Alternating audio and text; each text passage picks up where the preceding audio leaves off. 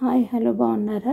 ఈరోజు నేను దోశలు వేస్తున్నాను. దోశలు ఏమిటంటారా, అన్ని పిండిలు కలిపి అనమాట. ఒక కప్పు అటుకులు తీసుకున్నాను, ఒక కప్పు పుట్నాల పప్పు కొంచెం ఉంది, అది వేసేసాను. ఒక కప్పు అంటే ఇంట్లో కొంచెం కొంచెం ఉన్న ఐటమ్స్ అన్నీ వేసేసి దోశలు వేసాను అన్నమాట.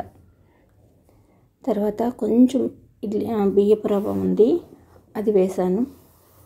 చూసారా, హాఫ్ కప్ ఉంది. కొంచెం బొంబాయి రవ్వ ఉంది. తర్వాత కొంచెం మరమరాలు వేస్తున్నాను, కొంచెం ఫూల్ మక్కని వేసాను. ఇట్లా కొంచెం కొంచెం ఉన్నవన్నీ ఒక కప్పు తీసుకున్నాను. అవన్నీ వాష్ చేసేసి మిక్సీ పట్టేసాను అనమాట. ఎందుకంటే కొంచెం పుట్నాల పప్పు ఉండింది, సరే అని చెప్పి అది కూడా వేసేసాను. అది శనగపిండి కింద లెక్క వస్తుంది కదా అనేసి. ఇప్పుడు ఫుల్ మక్కన వేస్తున్నాను.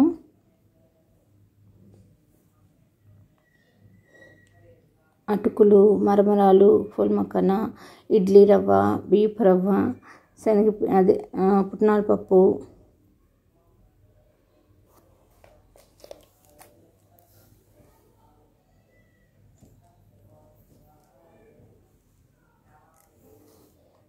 ఇవన్నీ వేసి వాష్ చేసేసి ఆ తర్వాత మిక్సీ పట్టేసాను అనమాట.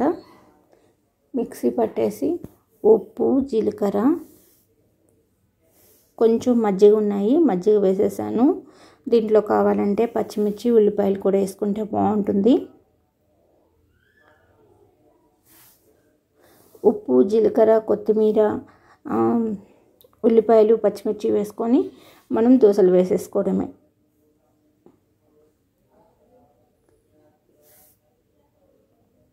చాలా సింపుల్గా ఇంట్లో ఉన్న ఐటమ్స్తో అతి కొద్దిగా ఉన్న ఐటమ్స్ అన్నీ వేసేసి నేను దోశలు వేసేసాను. చాలా టేస్టీగా వచ్చాయి, బాగా వచ్చాయి. అందుకని మీతో షేర్ చేసుకుందామని ఈ వీడియో తీసాను అనమాట.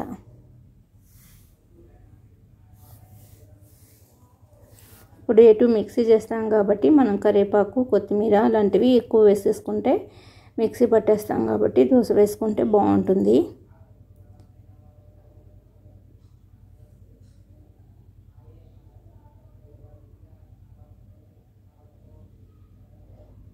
చూసారా, అంత పిండి రెడీ చేసేసుకున్నాను. ఆ తర్వాత ఇప్పుడు కనిపించేట్టు కొంచెం జీలకర్ర వేసాను. ఇప్పుడు మనం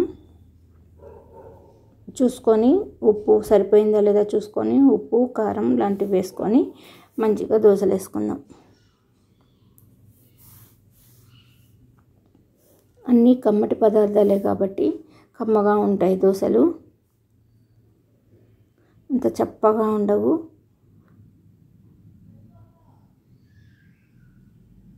మజ్జిగ కూడా వేసాం కాబట్టి కమ్మటి దోశ రెడీ అయిపోతుంది.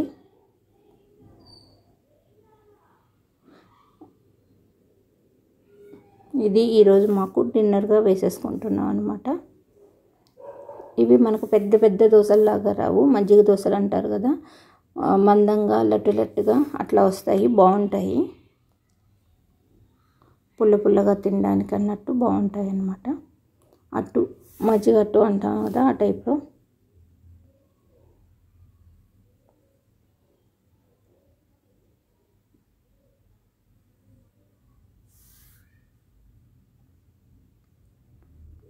చూసారా, ఇలా వేసేసుకొని దీంట్లోకి ఆవకాయ కానీ ఏ పచ్చడి వేసుకున్నా బాగుంటుంది. ఎందుకంటే మనం అన్ని మిగిలిన పిండిలతో వేసుకున్నాం కాబట్టి దీనికోసం చట్నీ రెడీ చేసుకోకుండా ఇంట్లో ఉన్న ఐటమ్స్తోనే ఈ రెసిపీ